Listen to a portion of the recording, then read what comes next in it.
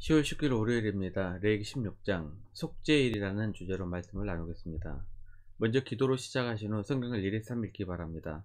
꾸준한 영성 훈련은 당신의 인생을 변화시킵니다. 말씀 다 묵상하셨습니까?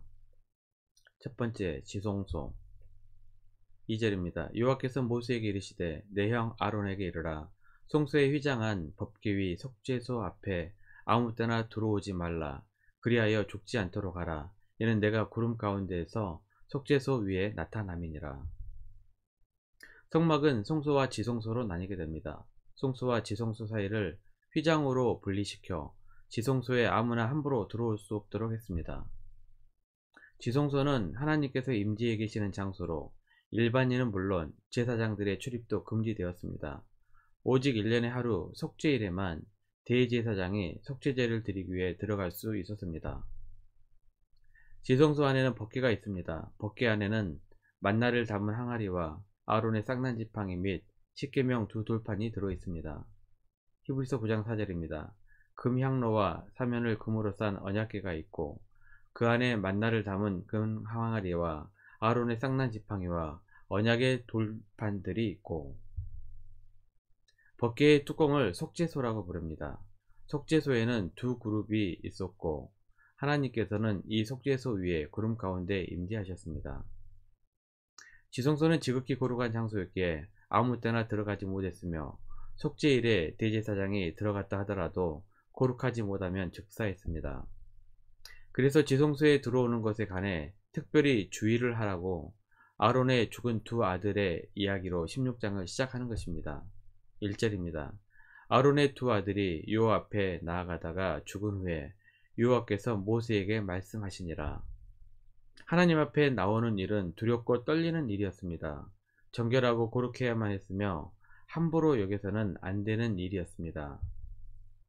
휘장으로 성소와 지성소를 구분하셨다는 것은 인간의 죄로 인해 하나님과 인간 사이가 분리되었음을 의미합니다. 거룩하신 하나님 앞에 죄인이 함부로 나갔다가는 죽임을 당합니다.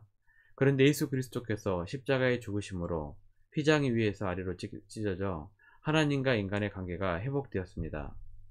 마태복음 27장 51절입니다.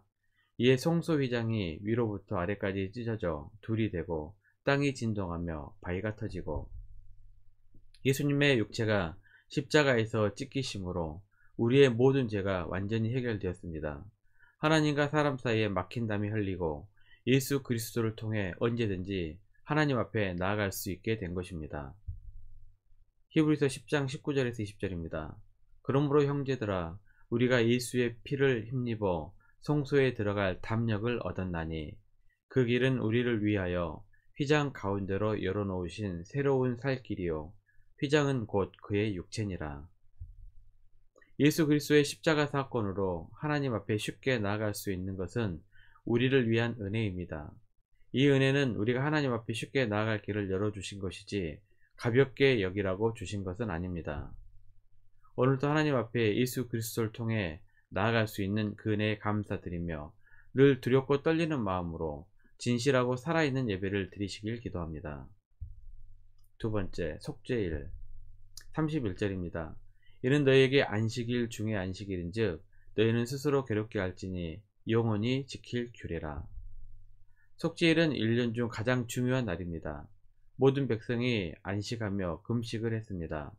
1년에 하루 이스라엘 정교력으로 7월 10일에 드리는 제사는 이스라엘 전체의 죄를 사하기 위하여 지성소에 들어가 드립니다. 그만큼 중요한 제사였습니다. 그래서 안식일 중 안식일이라는 표현을 사용했습니다. 이 말은 죄를 씻는 속죄일에는 모든 이스라엘 백성들이 한 사람도 빠짐없이 쉬면서 자기 자신의 허물을 되돌아보며 금식하면서 회개하라는 말입니다. 안식일은 육체적 휴식이 강조되지만 속죄일은 죄의 깨달음과 죄에서 돌이킴으로 하나님과의 관계 회복에 힘써야 하는 날입니다. 그런데 평상시에도 속죄제를 드리는데 왜 또 하루 날을 잡아 속죄일을 정하셨을까요? 평상시에 속죄제로 처리하지 못하고 쌓여있는 죄들을 한꺼번에 해결한 날입니다. 쉽게 말하면 죄의 대청소의 날입니다. 날 잡아 대청소를 하듯이 속죄일은 백성들에게 남아있어 해결되지 못한 죄와 누적된 죄를 말끔히 씻어내는 날이라고 할 수 있습니다. 이스라엘 백성은 죄를 회개하고 거룩하기 위해 매년 정해진 날 속죄일을 지켜야 했습니다. 속죄일은 영원히 지켜져야 할 규례라고 16장에서만 3번 반복되고 있습니다. 34절입니다. 이는 너희가 영원히 지킬 규례라. 이스라엘 자손의 모든 죄를 위하여 1년에 한 번 속죄할 것이니라. 아론이 여호와께서 모세에게 명하신 대로 행하니라. 매년 반복해서 지켜야 했다는 것은 불완전한 제사라는 것입니다. 결국 예수 그리스도의 십자가의 사건만이 죄의 문제를 완전하게 해결하셨습니다. 히브리서 9장 12절입니다. 염소와 송아지의 피로 하지 아니하고 오직 자기의 피로 영원한 속죄를 이루사 단번에 성소에 들어가셨느니라. 이제 그리스도의 십자가의 은혜를 믿는 우리들에게는 더 이상 속죄일은 필요하지 않습니다. 대신 우리의 죄에 대해 회개하며 돌이키고 성령님께 하나님을 향하여 살아가게 해달라고 기도하고 간구해야 할 것입니다. 세 번째, 아사셀의 염소. 8절입니다. 두 염소를 위하여 제비 뽑되 한 제비는 여호와를 위하고 한 제비는 아사셀을 위하여 할지며. 속죄일의 제사는 속죄제와 번제입니다. 대제사장과 그의 가문을 위해 수송아지와 순양을, 백성을 위해 순년소 2마리와 순양을 드렸습니다. 두 염소 중 여호와를 위하여 드리는 것은 이해가 되는데 갑자기 아사셀은 무엇을 말하는 것일까요? 아사셀을 위하여 제비 뽑은 염소는 백성들의 모든 죄짐을 지고 광야로 보내는 염소입니다. 여호와께 드려지는 염소는 속죄제 절차에 따라 희생되지만 아사셀을 위한 염소는 산채로 광야로 보내집니다. 아사셀에 대한 의견이 다양합니다. 내보냄을 받은 염소라는 의미도 있고 황무지라는 의미도 있습니다. 결국 아사셀의 염소에는 인류의 죄를 지고 골고다로 향하시는 예수 그리스도의 구속 사역의 모습이 보입니다. 요한복음 1장 29절입니다. 이튿날 요한이 예수께서 자기에게 나아오심을 보고 이르되 보라, 세상 죄를 지고 가는 하나님의 어린 양이로다. 오늘 하루 우리의 죄를 지고 가시는 예수 그리스도를 묵상하시길 바랍니다. 말씀 요약합니다. 날마다 자신의 죄를 되돌아보면서 회개하며 나를 구원하신 예수 그리스도의 은혜를 묵상하십시오. 성령님께 간구하십시오. 성령의 뜻을 따라 살게 하소서, 하나님께서 기뻐하시는 길로 걷게 하소서 라고 결단하는 시간이 되시기를 기도합니다. 1년 성경 일독 주간 계획입니다. 오늘은 월요일 마가복음 1장에서 3장까지 말씀을 천천히 묵상하시길 바랍니다.